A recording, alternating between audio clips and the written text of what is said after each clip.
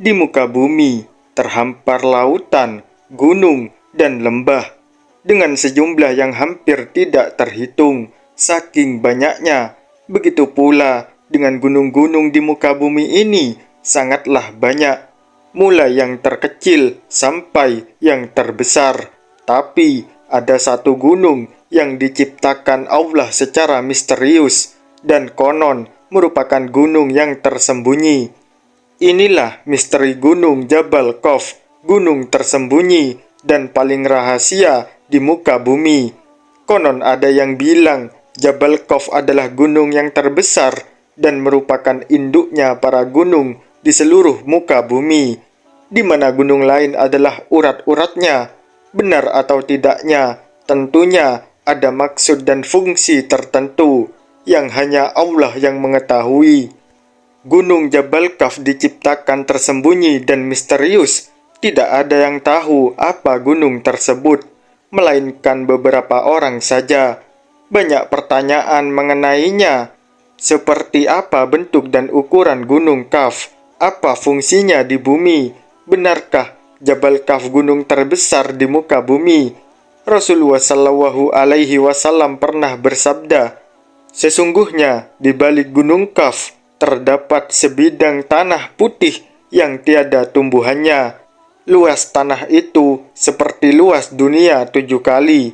Di situ penuh sesak dengan malaikat, sehingga andai kata sebuah jarum dijatuhkan dari atas, niscaya terjatuh di atas salah satu itu dari mereka.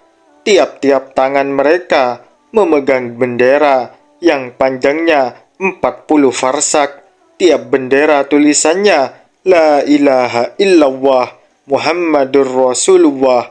Tiap-tiap malam Jumat mereka berkumpul di keliling gunung itu untuk merendahkan diri kepada Allah Subhanahu wa Ta'ala dan memohon keselamatan buat umat Muhammad Sallallahu Alaihi Wasallam.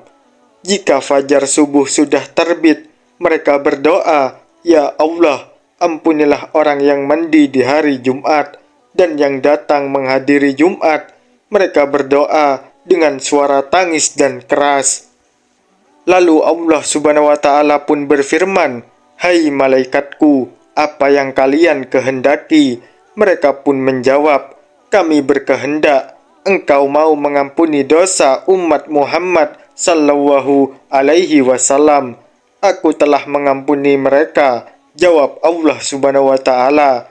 Di Bukit Qaf yang diciptakan oleh Allah Subhanahu wa Ta'ala dari zamrud yang hijau, sehingga warnanya berpengaruh terhadap warna biru langit dunia yang sering dan selalu kita saksikan, adalah bukit yang mengelilingi kesegenap penjuru pada umat bumi agar bumi tidak bergerak bergoncangan, dan ia dijaga oleh satu malaikat yang besar, mekar, dan kuat. Pada suatu hari, Sayyidina Iskandar Zulkarnain naik ke atas Bukit Qaf dan bertanya, Hai Jabal Qaf, di bawahmu ada sejumlah bukit-bukit kecil. Coba ceritakan kepadaku kekuasaan Allah yang demikian itu. Kemudian Bukit Jabal Qaf pun menjawab, di balik saya ada bumi yang berjarak 500 tahun perjalanan, ditambah pula oleh Allah Subhanahu wa Ta'ala yang memiliki kekuasaan yang sangat besar, yakni 500 buah bukit yang dijadikan dari air yang dibekukan, bukan es atau salju. Dengan air yang dibekukan dimaksudkan sebagai daya tahan terhadap lapisan-lapisan bumi agar tidak habis, hancur, terbakar oleh kedahsyatan ganasnya api neraka yang ada di bawah lapisan bumi yang paling bawah, dan dipanjangkannya di bumi itu gunung menjadi pasaknya agar kamu tidak terguncang. Quran Surat Luqman ayat 10. Dan bersegeralah untuk mendapatkan ampunan dari Tuhanmu, serta mendapatkan surga seluas langit dan bumi yang disediakan bagi orang-orang yang bertakwa. Quran Surat Ali Imran ayat 133. Seluas langit dan bumi memberikan arti 2 kali lipat. Langit berpasangan dengan bumi, matahari dengan bulan, siang dengan malam.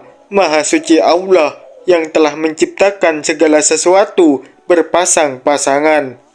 Quran Surat Yasin ayat 36, kita dipastikan mengerti maksud berpasangan itu bagaimana. Tentunya luas, panjang, lebar, dan besarnya adalah sama. Kalau tidak sama, orang Jawa menyebutnya gitang atau pincang. Sesungguhnya Allah Subhanahu wa Ta'ala telah menciptakan 7 langit dan bumi. Seperti itu pula Quran Surat Al-Talaq ayat 12. Sewaktu Sayyidina Abdullah bin Salam bertanya kepada Nabi Muhammad sallallahu alaihi wasallam, dengan apa bumi ini bisa tenang? Jawab Nabi Muhammad sallallahu alaihi wasallam, dengan beberapa gunung. Pertanyaan berikutnya, dengan apa gunung-gunung itu dikokohkan? Kemudian Nabi sallallahu alaihi wasallam pun menjawabnya, dengan gunung Qaf yang dibuat dari zamrud hijau dan birunya langit. Setelah itu ditanya lagi, berapa jarak tingginya dari bumi ke langit dunia? Nabi sallallahu alaihi wasallam pun menjawab, 500 tahun perjalanan. Pertanyaan selanjutnya tentang jarak antara perjalanan kiri dan kanannya, utara, selatan dari titik tengah. Nabi Muhammad sallallahu alaihi wasallam pun kembali menjawabnya, 200 tahun perjalanan. Dan ketika ditanyakan tentang penghuni bumi yang berlapis 7 itu, Nabi sallallahu alaihi wasallam pun menjawab, penghuni lapisan ke-7 adalah para malaikat, penghuni lapisan ke-6 adalah iblis beserta bala tentaranya, penghuni lapisan ke-5 adalah setan, penghuni lapisan ke-4 adalah ular, penghuni lapisan ke-3 adalah kalajengking, penghuni lapisan kedua adalah jin, dan penghuni lapisan pertama adalah manusia. Allah Subhanahu wa Ta'ala berfirman, dan di bumi terdapat bagian-bagian yang mendampingi. Quran Surat Al-Ra'd ayat 4. Gunung Jabal Kaf menurut Syekh Muhammad Nazim Adil Al-Haqqani, Gunung Kaf adalah sebuah gunung yang dikelilingi beberapa buah, lembah, dan bukit. Gunung ini terletak di antara daerah Yordania dan Arab Saudi. Ada juga yang mengatakan Gunung Kaf terletak di daerah daratan Yaman, dan ada juga yang mengatakan Gunung Kaf berada di sebuah Persia, dekat tembok Yajud dan Ma'jud. Gunung Kaf merupakan daerah yang sangat luas. Di sanalah hidup para waliullah dari golongan rijalul gaib atau laki-laki gaib, berjumlah sekitar 70 orang. Semua penduduk Gunung Kaf adalah para laki-laki soleh dari golongan manusia yang telah menjauhkan diri dari kehidupan duniawi dan memiliki hidup untuk beribadah saja. Gunung Kaf merupakan suatu daerah yang gaib, tidak ada di alam nyata. Kehidupan Gunung Kaf semuanya bersifat tersembunyi. Dari sisi kegaibannya pun setara dengan sisi kegaiban alam malaikat. Konon tidak jauh dari Gunung Kaf tersebut terdapat sebuah pulau-pulau Al-Qadar, tempat bertemunya 2 arus air laut dan sungai. Di pulau itulah Nabi Khidir alaihi salam tinggal. Selain Gunung Kaf, terdapat juga Gunung Nu'uwan. Gunung Nu'uwan terletak di daerah paling timur dunia. Ada yang mengatakan daerah ini adalah Pulau Kalimantan. Gunung Nu'uwan merupakan daerah yang hampir mirip dengan Gunung Qaf. Perbedaannya adalah jika Gunung Qaf penduduknya semua kaum laki-laki, sedangkan Gunung Nu'uwan adalah semua penduduknya yang berjumlah 30 orang adalah kaum wanita. Mereka semua merupakan para miratul gaib atau perempuan gaib yang jelas, baik Gunung Qaf, Gunung Nu'uwan, Bukit Merah, Pulau Akader, Tembok Zulkarnain, Danau Hayat, dan berbagai alam para waliullah lainnya. Hanya para wali dan orang-orang soleh saja yang bisa pergi ke sana. Gunung Qaf kotanya para wali. Ini menurut Syekh Muhammad Nazim Adil Al-Haqqani pada tanggal 27 Rajab tahun ke-11 setelah Nabi Muhammad sallallahu alaihi wasallam diangkat menjadi rasul, yang berarti beliau telah berusia 51 tahun. beliau dipanggil Allah Subhanahu wa taala untuk menghadap di hari ba'anya dengan Isra Mi'raj sebagai wahana yang menyampaikan maksud tersebut. Padahal perjuangan Islam di kala itu menghadapi ujian yang maha berat, gangguan dan hinaan semakin hebat. Dengan demikian, peristiwa Isra dan Mi'raj itu dimaksudkan untuk menambah kekuatan iman dan keyakinan beliau sebagai Rasul yang diutus Allah di tengah-tengah manusia untuk menyampaikan risalahnya. Ketika Rasulullah menjalani Mi'raj itulah beliau melihat sebuah gunung yang cukup besar, Qaf namanya. Ia berada pada sebuah pedang perak mengkilat yang menghampar di belakang gunung itu. Masih ada 70 gunung yang lain lagi, dan di belakangnya terhadap suatu kota. Di antara kota-kota itu ada berpenghuni makhluk dari jenis Bani Adam. Maka setelah Rasulullah sampai di sana, mereka dengan serta-merta mengucapkan salam seraya memuji atas kemurahan Allah yang telah mempertemukan mereka dengan Rasulullah serta menyatakan keimanannya pada beliau. Siapakah kalian? Tampaknya kami belum pernah melihat kalian. Begitu sabar Rasulullah di awal percobaan, maka seorang pemimpin mereka tampil ke muka menerangkan jati dirinya. Kami merupakan komunitas kaum Bani Israel yang hidup setelah Nabi Musa alaihi salam diutus Allah Subhanahu wa taala. Namun setelah beliau wafat, terjadilah huru-hara dan perpecahan antara Bani Israel sehingga menimbulkan berbagai bencana yang begitu dahsyat. Pada masa itu tidak kurang dari 43 nabi terbunuh sehingga masyarakat tidak lagi mengetahui mana yang hak dan mana yang batil. Menyadari terjadinya kerancuan seperti itu, kira-kira 200 orang yang ahli ibadah dan bersikap surut tampil untuk membenahi masyarakat. Digelarnya amar ma'ruf dan nahi ahnil mungkar. Namun Bani Israel malah menghabisi mereka. 200 orang itu dibunuh dalam satu hari. Setelah periode tersebut, keadaan masyarakat menjadi lebih runyam lagi. Keonaran muncul di mana-mana dan tampak sudah sulit dipadamkan. Dari sebab tidak mampu kami untuk menanggulangi bencana di segala lini ini, kami berdoa kepada Allah menyelamatkan kami dari bencana yang mengancam keselamatan akidah kami. Dan ketika kami masih berdoa itulah, tiba-tiba hamparan tanah yang berada di hadapan kami terkuak lebar. Kemudian kami terperosok ke dalamnya dan terus terperosok sampai dasar bumi. Kami berada di sana selama 18 bulan dan setelah itu kami baru bisa keluar menuju tempat ini. Sebelum semuanya terjadi, Nabi Musa alaihi salam telah berpesan kepada kami bahwa jika saja kami bisa menjumpai Nabi Muhammad sallallahu alaihi wasallam yang akan diutus pada akhir zaman, hendaklah kalian sampaikan salamku padanya. Berpesan pula agar engkau mengajari kami mengenai Al-Quran, solat, puasa, berjumatan, dan hukum-hukum yang lain. Maka pada kesempatan pertemuan ini, mereka pun diajari Rasulullah mengenai apa yang telah diwasiatkan oleh Nabi Musa alaihi salam. Kemudian Rasulullah pun berkeliling melihat kehidupan mereka.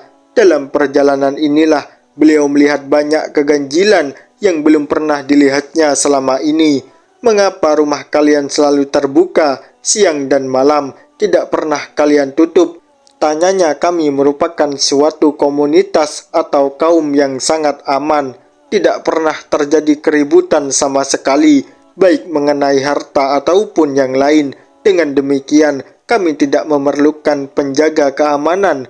Begitu jawaban mereka. Terlihat pula rumah kalian tertata rapi dalam tipe yang sama, yang nampak keasriannya. Mengapa kejar Rasulullah Shallallahu Alaihi Wasallam lagi? Masyarakat di sini, kata mereka, merupakan komunitas satu hati. Duduk pun sama, rendah dan berdiri sama tinggi, berat sama dipikul, dan ringan sama dijinjing. tidak seperti perumahan yang ada di dunia, kendati dalam tipe yang sama, namun menjadi RSS, rumah sangat semrawut. Tersebab hati mereka yang sangat serakah dan menggandrungi dunia. Mengapa pula masjid kalian begitu jauh dari perumahan? Tanya Rasulullah lagi. Tiada lain agar menambah pahala kami, di mana seseorang yang berangkat ke masjid dari tempat yang jauh, pahalanya akan melebihi mereka yang berada di dekat masjid. Itulah tujuan kami, wahai Rasulullah. Tugas mereka kembali mengapa jika saja terdapat salah satu anggota keluarga yang mati, mereka selalu dikuburkan di depan rumah.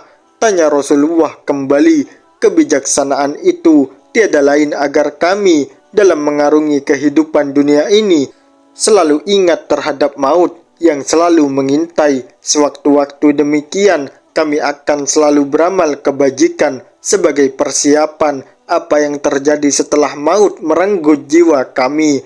Begitu jawaban mereka. Mengapa aku lihat pertanyaan Rasulullah selanjutnya, kalian tidak pernah tertawa? Sikap yang demikian itu tiada lain karena kebanyakan tertawa akan mengesatkan hati, sehingga lama-kelamaan akan tertutup hidayah. Demikianlah sikap kami, wahai Rasulullah. Tugas mereka kembali.